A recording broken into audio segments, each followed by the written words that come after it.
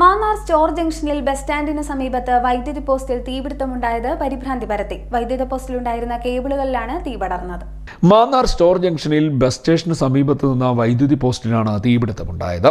വൈദ്യുതി പോസ്റ്റിലുണ്ടായിരുന്ന കേബിളുകളിലാണ് പ്രധാനമായും തീ പടർന്നത്. സംഭവം അറിഞ്ഞെത്തിയ KSEB ഉദ്യോഗസ്ഥർ പ്രദേശത്തെ വൈദ്യുതി ബന്ധം വിച്ഛേദിച്ചു.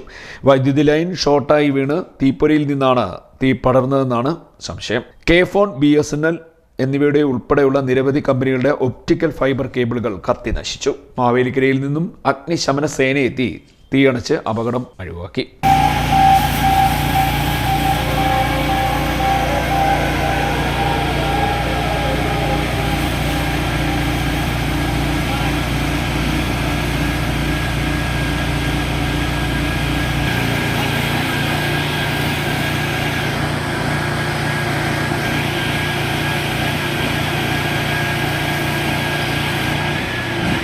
CDNet news, Mannar.